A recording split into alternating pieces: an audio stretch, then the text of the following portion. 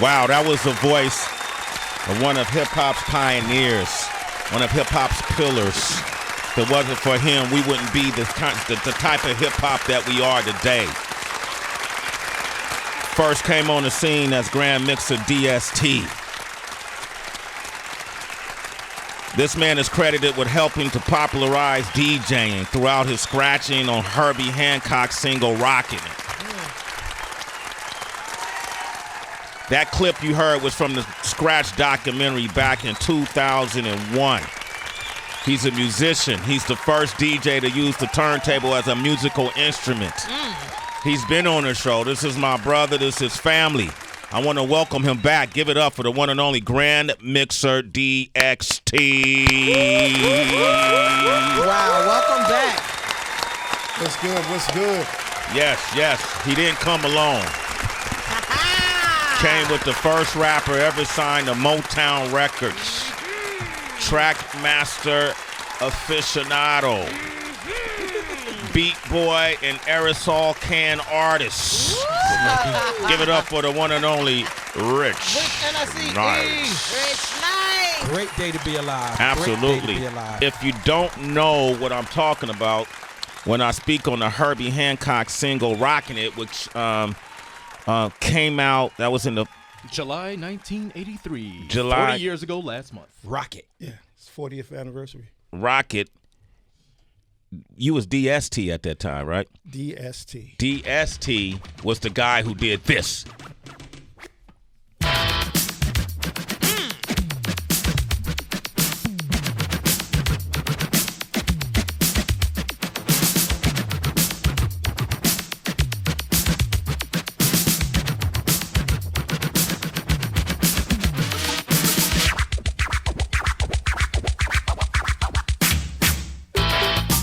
Yeah.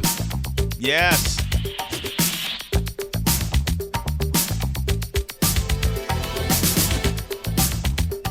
The beginning of turntablism. This is where it all began. This is where it all began. Sway the Morning Shade 45. We got GrandMixer DXT is here with us. Congratulations, brother. So let's go through the history. That came out when? July 1983, 40 years ago last month. Did that win a Grammy? Yes, the very first Grammy for the hip-hop culture. That's who we are talking to. GrandMixer DXT, the first ever in hip-hop to receive a Grammy. Yes, sir. See how we did that, Tracy? Yeah. So, okay, now y'all waking up now, huh? Y'all paying attention? Get that crust out, y'all. That's who we got up here. You are credited for being the first DJ to use the turntable as a musical instrument. Does anyone debate that? There seems to be some chatter here Okay. and there, Let's and you know, I don't want to be combative with any of my brothers, and so I welcome them to show me. Okay. You know, in the tradition of real musicianship, like the jazz cats, you know, I play with Herbie, so my training is based on musicianship. And when there's ever a, an issue based on somebody saying they came up with something first or this or that, show me. Where's your receipts? Rich Nice, who are the other folks that claim to have been used the turntable as a musical instrument for, or who are people that are deemed to have done that?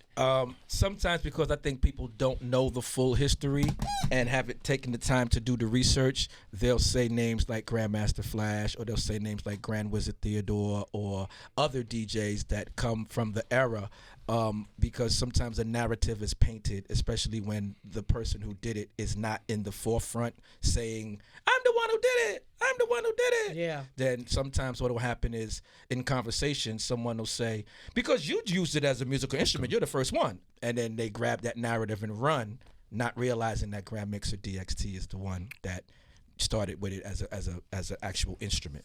Okay. And let me add to something. Those are my brothers, both of them. Yeah. You know, and yeah, they're both my brothers, and you know, we all inspired each other in that group. We're the second tier, and Flash is at the top of that second tier. He's before us in that second tier. The first tier is the DJs, you know, Herc, Smokey, Mario. Okay. You know, and we'll get into that. But I want to say something about Theodore. See, what's happened is we're using GrandMixer Theodore. Yeah, GrandMixer Theodore. We're using the wrong terminology to explain what we did. We're using created, invented. These are innovations. Okay. We innovated these things. The turntable was already invented, and so we added on. The term scratching is the new language for queuing. When you cue a record, you cue up something, you cue up a tape, you cue up, and all the DJs did that. So what happened was queuing out loud at a party was an accident. So if you accidentally hit your fader while you're making sure the record's in the right place, the jigger. You know, that's it. So you did the jigger, and you oh man, okay, and everybody like, what? You whack, you cued out loud. You was your skills. Right. GrandMixer Theodore cued out loud purposely. He gets the credit. It's his credit. Okay. It's his innovation. Okay. Even though sense. Grandmaster Flowers did it, Frankie Crocker did it. Flowers. Grandmaster Flowers. And we'll get to that. To the DJ era is misunderstood because it overlaps into the B-boy era. And only certain DJs stayed with us. I'm a first generation B-boy. And so the DJ culture was already happening. Pete DJ Jones was the biggest DJ, mobile DJ in New York City. There was Grandmaster Flowers, Infinity Machine, Maboya. And so what happens is the DJ culture, there's Smokey, there's Mario. And so some of the DJs, as people got older, started playing for that particular crowd. The older crowd. Right. Okay. Then the B-boy culture had a certain thing that they was doing that was different from letting the whole record play. They zeroed in on the breaks in the record. The breaks. Right. B-boy culture, you always kind of got to explain with the audience today. The B-boy culture is the dance. Yes. And what we have, well, some of us have been studying, what's happening is we realize now that what we're seeing is a reset. It's actually a reset. It happened before. It happened several times. And so the strangest thing about it is how were we able to reconnect to that without seeing it? Now we see the films of the breakdancers in the 1930s. Yeah. Now we see that, but we didn't see that before, and we still did it. And so I started questioning, like, what is that? What actually are we doing? And I realized that it's written in our genetic makeup. Epigenetics. And so with sun dancing, that's our relationship with the planet, with, you know what I'm saying? But the technology moves us further or pushes us the threshold because it's technical and we all have to learn these new gadgets, these new things. And so we implement other aspects of it into the technology, into what we do naturally. And so I say all that to say that this is I wouldn't say it's the birth of hip hop, it's the reconnecting. It is the consummation of the reconnecting of us to these cultural expressions that we were cut off from. And it's a spiritual thing. It's really something serious because no one taught us that. We just did it. And so something happens to us within that struggle, that something comes to us. We can call it the African Holy Ghost, whatever it is. Yeah. But it comes in this time, in this frequency. And the really most interesting thing about it is somebody already knew all of this. Yeah. Someone had videotapes and films of all of this and didn't go, that ain't new, we did this. So you have to ask yourself, why didn't you show it? And I kind of think I got it now. It's to get you to reset. To reset. To reset. What do you foresee in the future from the reset? What is it? Does the reset look exactly the same, or no? Okay. It's because this phenomena that comes from melanated people in our interaction with the sun, and we give it to the world. Yes. As you can see, the world has it again. And in this reset, there's an extraction of cultural wealth from the practitioners. And we are conditioned to chase, the fruits and the things dangling in front of us, but not recognizing that this has happened before. So we're supposed to be better this time. Yeah. But if I can control what you think you're supposed to have, you won't reset. You'll reset instead of saying, now let's take it to this level. So this is how that's how we see what's happening now, that it's been weaponized. Yeah. And the weapon is pointed at the practitioner. And so this is more of a time of reflecting and celebrating, but reflecting on what exactly is happening. It's not a party. Yeah. There's a social engineering aspect to this. And we need to take a closer look at what this is, because our babies have been turned into serial killers. Through the music. And so we and you and I, we've had these conversations. And so it at this point, it's about reflecting on what it is. We're bragging that this is $1 billion business, but where's the hip hop hospital? Oh. How about that? Yeah. It's about $750 million to build the state-of-the-art hospital, and there's not one. Where's the cultural centers? Where are these things from this $1 billion business? It's in the language of this. What I've studied something called the Sapir-Whorf hypothesis. And the Sapir-Whorf hypothesis says that if you change a person's language, you change how their brain processes things. And so we're speaking a language that I truly think that we don't totally understand how it really works. And so we use it, and we're able to function based on a social structure that allows us to function this way. But we're not printing the money. Yeah. We're not printing the money. Right. And so we're it's almost like as far as you go forward, they'll put those things there for you to get because they're already somewhere else. Yeah. And so all the stuff we see, people, all these trinkets and toys and watches, $20 million watches, that's fine because we're not there anymore. You see what I'm saying? So I still control the game. I control the board. And this phenomena that we experience, that we don't even know how we are doing it, but we do it, it becomes monetized into this thing called the entertainment business. Listen to that word, entertainment. And once you start thinking about the fact that we may not know how the English language really works, you start to think about that word, and you can even feel something funny about that word. Entertainment. Even when you say it, entertainment. What are you answering? You see what I'm saying? Yeah. Entertainment business.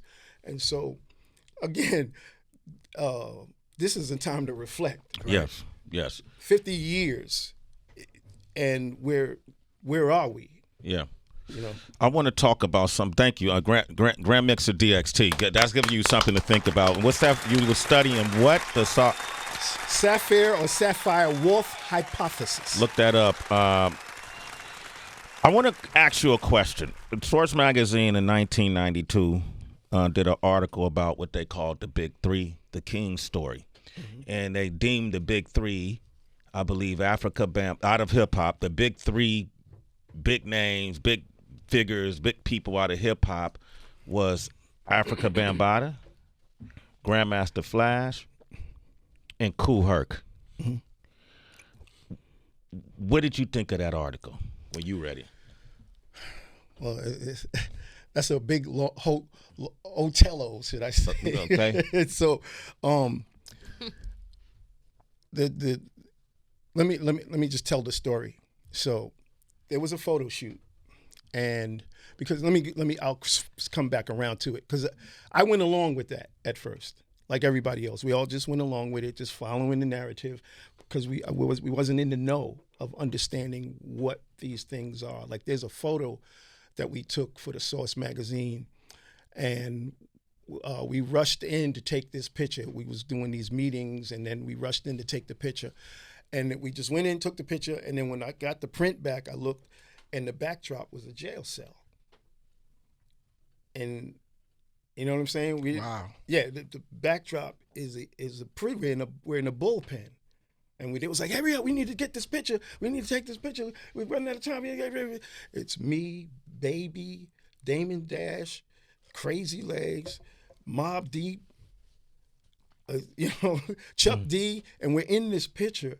And when you look at the picture, it's a bullpen. And, it's magic. Yeah. You know what I'm saying? And so, like I said, once you're in the know, you start to see these things. But we did a photo shoot, and it was all of us. All the DJs in the Bronx, all the top DJs was at this photo shoot. We shot all day. Ernie Papicelli. Ernie P. Yeah. Ernie P. You just, My brother. Yeah, I just saw him. Yeah. Just saw. So we just did this full-blown photo shoot, right? And then when we were done, TC Islam, bless his heart, he's no longer with us. He comes in, he says, hey, man, I got to get this one picture. Let me get this one picture. I'm working on something for this guy, and I'm not saying his name. So y'all know who I'm talking about. We're going to do this picture, and I want him in the middle, this guy, right? I want him in the middle.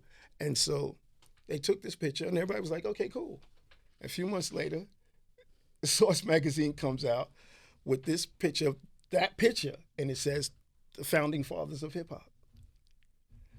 And we were all like, huh? And then for some strange reason, man, we all just said, well, man, whatever. Yeah. Not realizing what the intention was with that article. Now, I'm not taking anything from any of those two people that's on the cover of that, because they did do their thing. But the history has to be corrected. And they're not first tier. Okay. They're second tier. So Herc. I spoke to Herc. Okay. And I asked Herc, who would be if it was three? Because there's more than that. Yeah. You know what I'm saying? We have to acknowledge the DJ culture, and we try to pull it into the whole hip hop story, which causes you to sever your umbilical to the origin of your own cultural expressions, and you disconnect from the process, the stream that's going down where these things are growing. There's a DJ John Brown who Herc and Smokey say inspired them. Nobody knows her DJ name. John Brown. Right. From where? What borough? He's in the Bronx. In He's the playing Bronx. In the tunnel. Yeah, he used to do parties on 161st Street at the Hotel Concord Plaza, up on the plaza on And the 161st tunnel, Street. Yeah, and the tunnel. It's a club called the Tunnel in the Bronx. And he inspired Cool Herc. Both of them say that they was inspired by him too. Like they got stuff from him, but his name is gone. Grandmaster Flowers in 1967 opened for James Brown at Yankee Stadium. In 1967. Wow. 1967. It's Grandmaster Flowers. They because of the nomenclature issue. Okay. He's hip. He's disco. So they call him disco, right? Right. Okay. Right. So we're gonna deal with that. Let's deal with it. Yeah. So. There's this whole thing where you sever the umbilical over these terminology that got construed by people not doing their homework. Discotheque is a French word, and it means library of music. It's where you go to hear a library of music. So you can go to a disco and hear salsa, merengue, calypso, hip hop, soca. You know what I'm saying? You hear anything. What happened was they brought that to America and put it in these big clubs, and people not saying, okay, this is a discotheque and they playing this style of music, they automatically said that was disco music. In the hood, they played dance records. The hip hop culture was playing their parents' record collection. So who's hip hop? You know what I'm saying? Yeah, the parents are. Right. The parents, yeah. You see what I'm saying? And so, my whole collection was my mother's collection. Same And here. I would take my mother's records and go do my parties, and she would be seriously upset about me messing up her records. She was needle dropping, you know what I'm saying? So, and so to come back around, what happened is through this terminology, we sever people out of the story. and then we come up with this, birth thing. So now it's reset. Instead of looking at, wait a minute, there's these guys. Yeah. These guys were here, and these are the DJs. So the DJ culture, people started catching on and being inspired by these other DJs. The biggest DJ community was not the Bronx, it was Brooklyn. Brooklyn was the biggest DJ place you can go. Grandmaster Flowers was the biggest DJ, street DJ. Pete DJ Jones was the biggest New York City DJ. He was from the Bronx, but his name you would hear when I first heard Pete DJ Jones, I thought DJ meant, Darren Justice or Darren James. I thought that was his middle name. I didn't know that meant a disc jockey. Right. And that's how long ago that was. And then these other DJs, you hear their names, Maboya, these are DJs. But what happens is the youth and the frequency, we start connecting to the rhythms. So we're clearing out the strings, the violins, all of that. Just play that part for some strange reason. That's deep. We just want the beat. We just want the drums because that's written in our code. And so that's what happened. So the older guys, some started going because now you're getting paid money to play in these clubs. So and looking sharp, and people are growing up and getting older, and the guys and the girls so they go off and do that. But we out in the streets. Yeah. And we want to dance, and we want to roll around on the ground and do all of this stuff. And so some of those DJs stayed with that group. Kurt, Mario, and Smoke are older than us. Yeah. But they stayed with us. And they played the records that we wanted to hear so we can do our spiritual thing, our sun dancing to these. So Kool Herc, Mario. Kool Herc, Disco King Mario. Disco King Mario, and Smokey. Who's Smokey? DJ Smoke. DJ Smoke. And he we can get him on the phone. Let's do that now.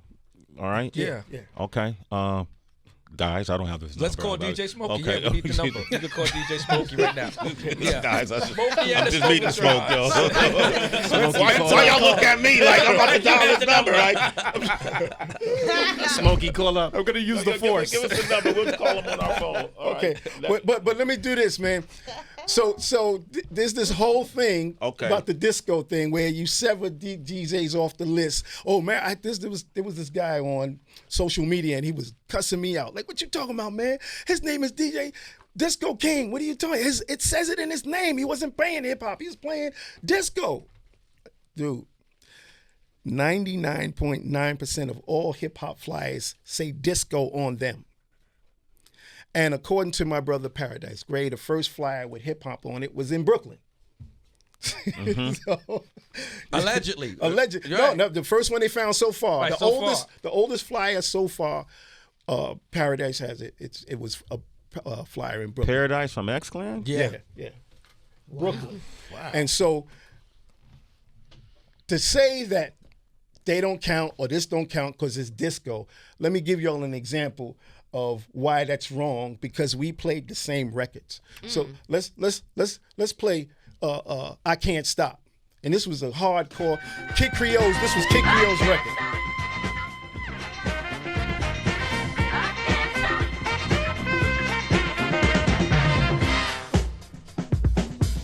See what that sound like right there? That part. That's hip hop. So we sample this, we loop it. Have the write a verse. Sway write a verse. I'll write a verse. Richard write a verse. Tracy will sing the hook. Tracy dancing. Okay, DXT will produce it. I got a couple bars. That's hip hop, right? It's the top number. Okay. Yeah, see? And that was considered a disco record. Okay. And yet the B-boys, it was played at hip-hop jams. Yeah.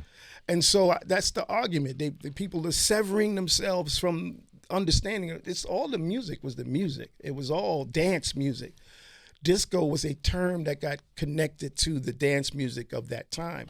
But there is no real genre called disco. It's dance music.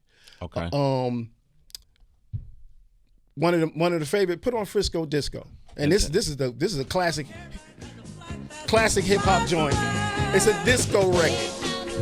It's called Frisco Disco. And it's called Frisco Disco.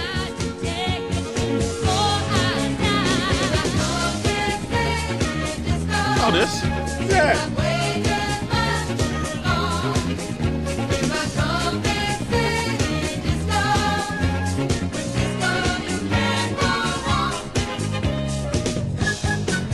Come on. Wow. LL had sample? this. You'll rock. LL. Yeah. Dun, dun, dun, dun, dun. You'll rock. Aboard Disco Airlines Flight 78.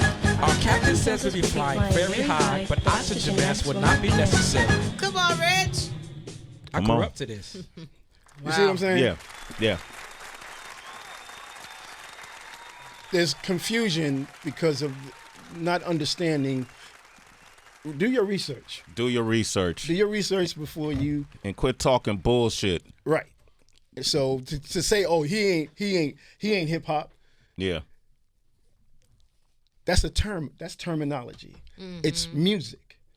It's soul music, most of it. Yeah. You see what I'm saying? So, one of the things that we want to do is bridge that gap and seal that. Right. Yeah. I think we got Smokey on the line. We got him on the line right now, the legendary one himself. We've been talking about him. I don't know if I met Smoke yet, man. I don't think so. It's DJ Smokey. How you doing, man? This is Sway Calloway. Hello, sir. Sway Calloway, how you doing? Praise it. Let's clear that. Okay. It's the original DJ Smokey from the Bronx. Because there's four DJ Smokey, which nobody never knows. And every time you say DJ Smokey, they make more and more money off the name. So we got to clear this. I am the original DJ Smokey from the Bronx. The original DJ Smokey from the Bronx is on the line right now. I like that. Come on. And he want all the smoke. All of it. Bars. Tracy said she had bars, so. DJ Smokey. He's bringing the smoke. Uh-huh. The reason I say this because I set patterns and I set waves for hip-hop to do what they do. And I don't disrespect nobody. I never did. And I'm proud of what DXT has done. You know what I'm saying? Mm-hmm. And, Thank you, brother. Like I said, I don't disrespect people. People have tried to erase hip-hop. They have tried to monopolize on hip-hop. They have tried to stereotype us with hip-hop. But they got to remember what hip-hop is. Hip-hop is a $1 trillion business. So they commercialize it, one thing. They profit from it, another thing. But this is a lesson to be learned. Mm-hmm. Absolutely. For all of the people. And it's not a color thing because really there's only one race. It's a human race. Mm-hmm. And hip-hop has to deal with the human race. And I'm going to let you guys ask me questions from there. So just Okay, hey DJ Smokey. Okay, I'll go first. All right, who taught you how to DJ?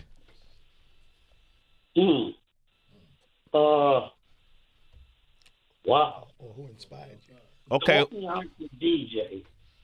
Well, who inspired you? Who was the DJ you looked at one time and said, "I got to do this"?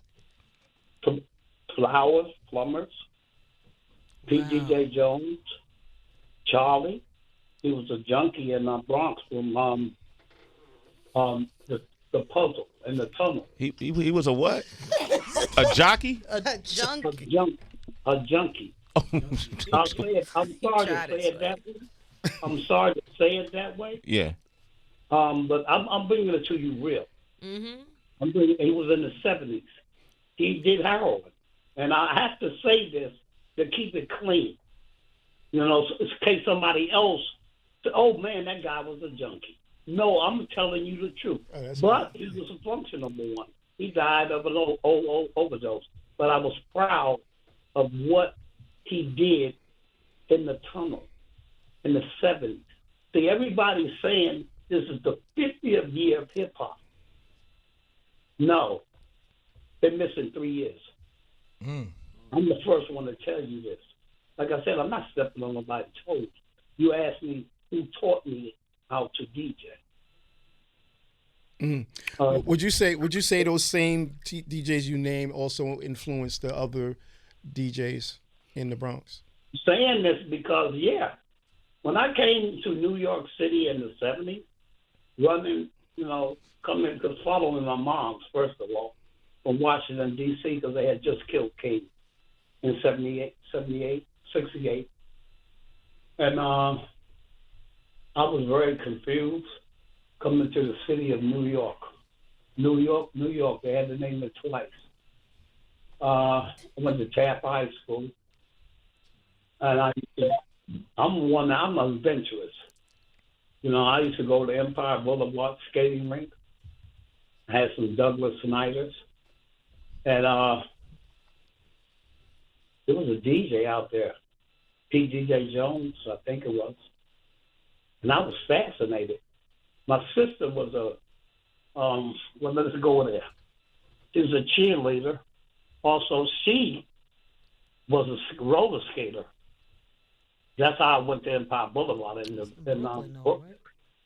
I was going to skate, and I was fascinated with this DJ out there. Like I said, DJ Jones. Yeah, nice. Let me ask you a question, because we're talking about the forefathers, and you and I had a conversation a few weeks ago, and as you know, I'm from the Master Plan bunch C, which is your crew. Rob the Gold was my OG, and he was your brother, and so if looking at you as one of the forefathers, and obviously Herc, who would be the other forefather in this season of this expression? Because now that we know that it's older. Alive or dead? Dead or alive? Who would be? Who was there then? Who was there then? Mario. DJ Mario. Disco King Mario. Disco King Mario. Yeah. Now I spoke to Herc and I asked him the same question, and he said you. Yeah. Herc is the man. Right. He said you and Mario. Mario. Mm-hmm. Wow. What's his name? Wow. So you got to remember I'm old. That's old right. now. But Disco King Mario, right?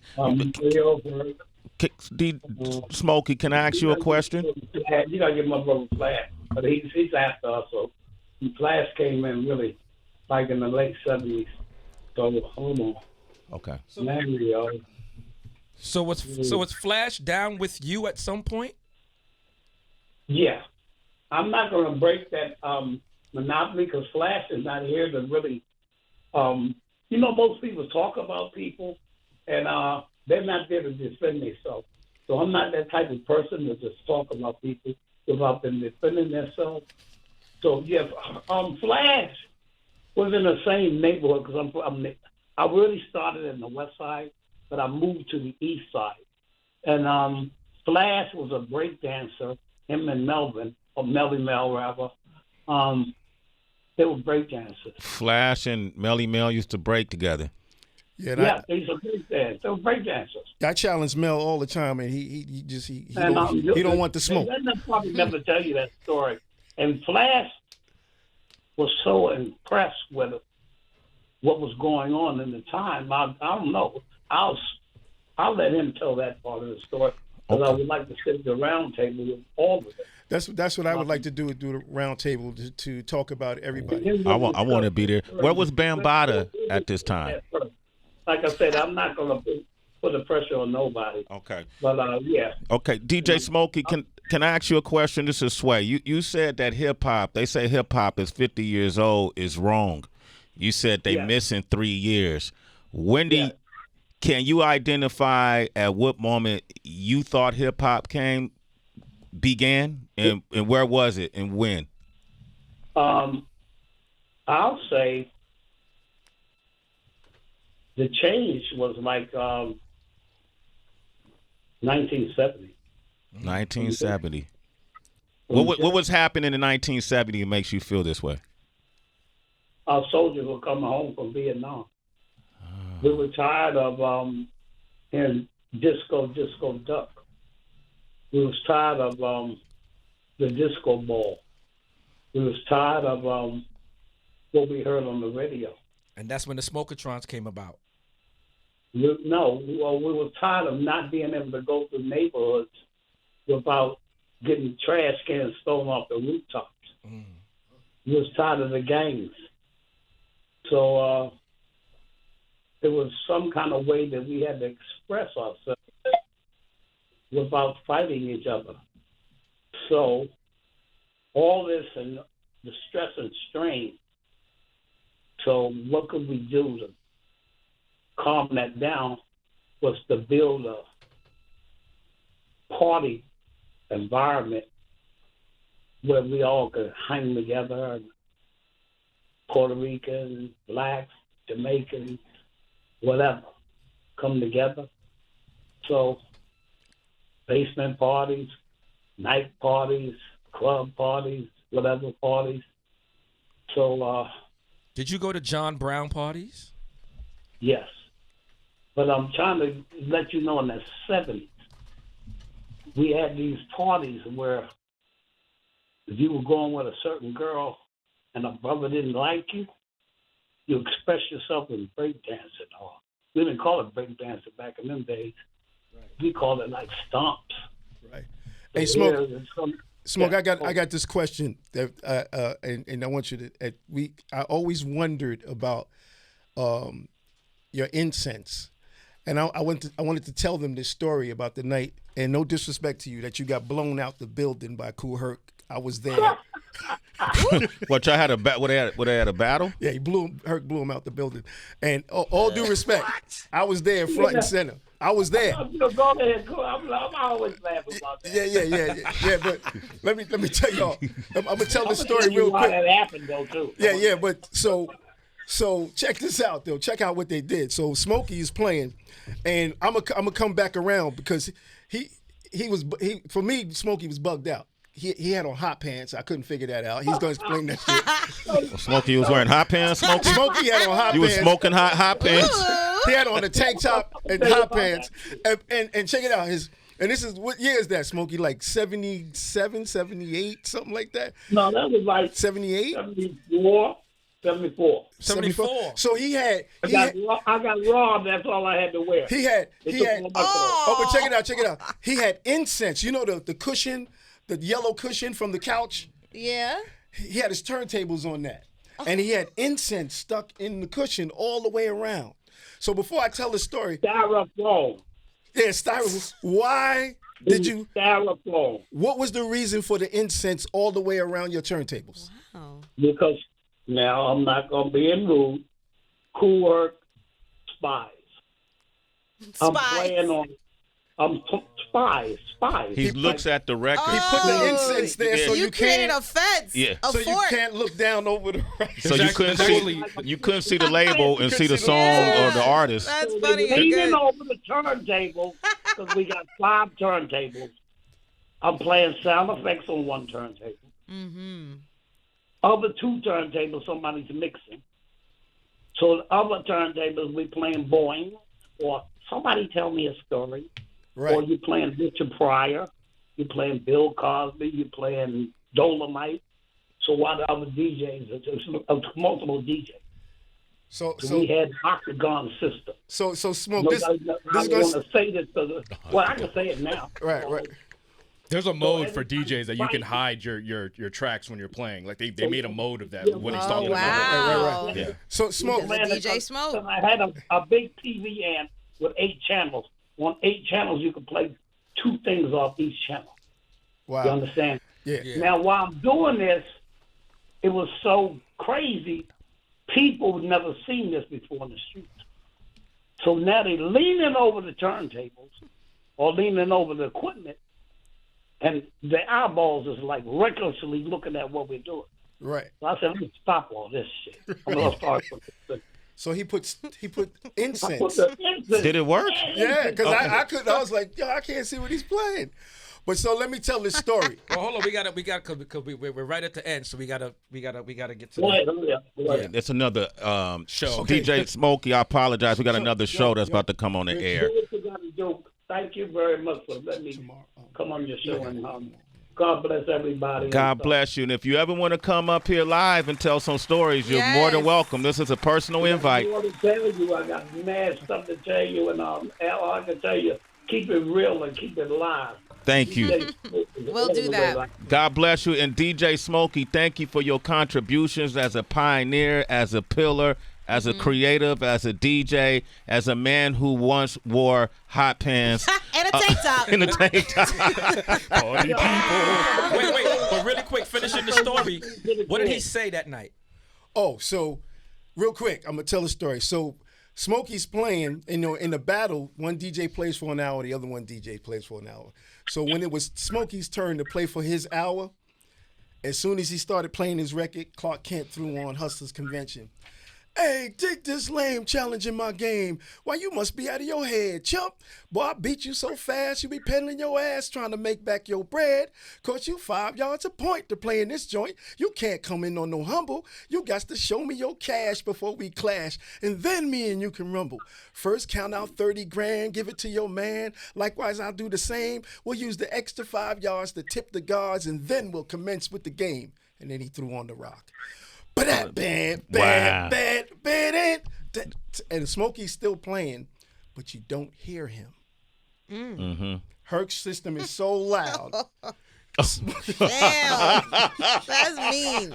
He's playing, but you hear, you kind of hear, it's kind of like you're hearing the Wizard of Oz. I don't know what you're boom, boom, bat, and on top of that, boom, boom, bat, boom, bat. But watch the end. Watch what Smokey does. But Smokey, after because he's blown out. And I told this story before. Smokey lost the battle, but he won the war. Because at the end he said, when I get home, I'm setting up on 179th and Grand. I'm going to be there until the break of dawn. The break of dawn. That's the first time I heard that term. The break of dawn. To why- the break of dawn. Wait, hold on, Smoke. Explain the why. Okay, go ahead. Because who heard those Cinderella parties? I rocked to the break of dawn. Right. You understand me? Because Cinderella had to be at home by 12. I'm dead. Yeah. So when we got there, Creative people. so we hold are. on. So when we got to his block, So- half of the block is abandoned. It's abandoned cars. His building, he's got his power plugged into the light pole to power his whole apartment. He's on the first floor. He's on the first floor with the extension cord going out. He had no power in his house. And he's got his speakers outside, and we sat on the abandoned cars until the sun came up. It was like, yo, see, that was hip hop. That's hip hop. Wow. I love that story, man. Hey, listen, man. DJ Smokey, thank you. This is an invite. I'll talk with DXT. We got to have you come up. I'd love to meet you in person, okay? God bless. Tell the kids stay in school and change the world. Thank you, brother. We appreciate you. Have a beautiful day, and happy birthday to hip hop, and Yeah. thank you for your contributions. Thank you. All right, peace. DJ Smokey, Peace, man. Smoke. DXT, you got to come back up. I know we got more to talk about. We're going to do part 2. We're going to do part 2. Let's do it. Brother, Yes. this was incredible. Yeah. Thank you. Hey, man. This is how I wanted to I'm do. your brother. You know. my brother, and Yes, I sir. told Rich when we kept talking about you coming back, I wanted it to be on a special time, special day. Yeah, what yeah. more special than this day, Oh, no doubt. No doubt. in my opinion? So even with the information that's being given, Right. you know what I mean? This is a special time, and we got people's attention. We got people's attention more than ever at this moment, and so they get to hear these truths. And that's one of the reasons why I presented what I presented, as far as understanding this is more than what we think it is. Yes. And we need to sit back for a second and look at these resets that we've experienced through the history, because we're in one. Yes, indeed. And to recognize it as divine. Right. Yeah. And to That see clarity right there. Right. Oh my gosh. DXT, GrandMixer DXT, the legend, the first ever in hip hop to win a Grammy.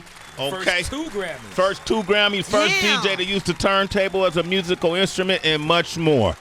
He'll be back.